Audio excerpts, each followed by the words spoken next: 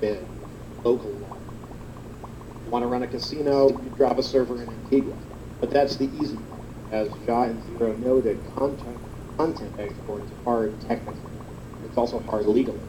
Make no mistake, content export is coming even though it's not in the beta. The marketplace will demand it. So what happens to my suit, hair, and skin, all of which were designed by talented residents, when I take my avatar to the Antigua world to play some blackjack? And what if the guy that runs the casino there programs his server to let me make unauthorized copies? Those aren't new questions. I dug up an old audio recording from Second Life's first birthday, where then CEO Philip Rosedale discusses interoperability and export of content from Second Life to other locations on the 3D internet. Philip says, "I don't think that we fundamentally object to people being able to take their content with them. I believe that the content people create, even if there are many digital worlds out there for you to be in, the content you create should be your own property. In the end, the more open systems will win." Philip was actually responding to a resident concern that Linden Lab might not allow content exporting to other worlds for business reasons. Today, residents are far more concerned that Linden Lab will allow exporting, perhaps to grids without the same technological solutions in place to protect content. And that brings us to the heart of the question. What is the legal status of Linden Lab's permission system? What obligations does Linden Lab have to prevent transfer of Second Life virtual property to other grids without similar permissions? While I'm in Second Life, unless I'm using an exploit to cheat the permission system, the suit I'm wearing cannot be copied, so I only get one. It can't be modified, so I can't make the tie a different color. And it can't be transferred to another user, because the designer set it up that way. But that's just a technological limit, and like it or not, copyright law, with one big exception I'll talk about in a minute, isn't all that interested in technological limits. Look at something distinctly analog for an example. The script to a hot movie that's in production. Scripts are often printed in colored ink on colored paper, so they won't photocopy.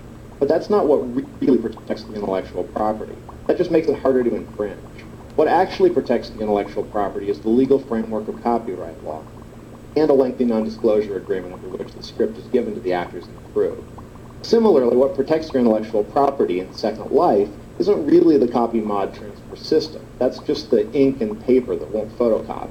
What protects your intellectual property in Second Life, and on any grid, is the legal framework of the copyright system and any agreement you reach with your customers. That probably sounds a little scary, because copyright suits can be pretty expensive, and some infringement won't be worth pursuing. But realistically, that's true on the 2D internet too. The posts I write at Virtually Blind sometimes get copied and posted on amalgamator sites, some of which are hosted overseas. It's annoying, but it's not worth my time to pursue it. On the 3D internet, you'll have to pick your battles too. There are legal arguments that Linden Lab has an obligation to prohibit unauthorized transfer, though. First is estoppel. For a half-decade, Linden Lab has encouraged users to create this amazing content-rich that's around us all the time. It's this rich content that makes Second Life profitable, and not a fraction of it would have been created without copy mod transfer.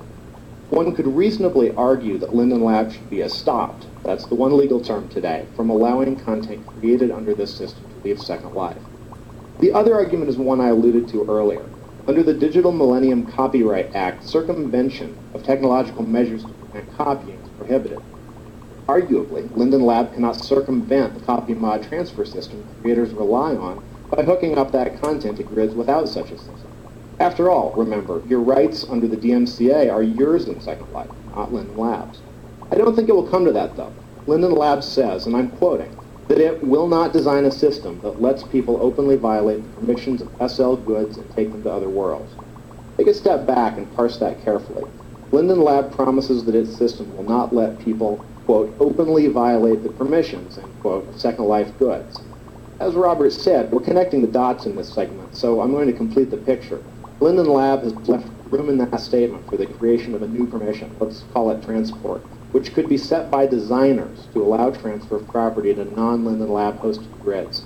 Realistically, designers are going to want to allow transport for the most part. The marketplace will demand transportability of inventory items. After all, I know I'd rather not show up in Antigua naked, and I'd even pay extra for the option, and designers will, I suspect, want to offer products that work across grid lines. The bottom line, there's a good ethical argument that Linden Lab shouldn't let stuff that was built in Second Life get transported to other grids without the designer's permission. And there's an even better legal argument there as well. but both are probably unnecessary. Just like every other form of intellectual property, there will undoubtedly be some infringement. There already is in Second Life itself. And just like other forms of infringement, the legal system will deal with the worst of it. The marketplace will sort out the rest. Thanks, Robert. Thank you, Ben, so much for that fascinating discussion. And I appreciate that you used only one legal term. That was something that is good for me as well as our audience. Just a couple quick announcements to close the show, telling you about some upcoming events. First of all, some of you may have been here today hoping to learn about the results of Deucen Writer's amazing contest to design proposed changes to the interface of the Second Life viewer.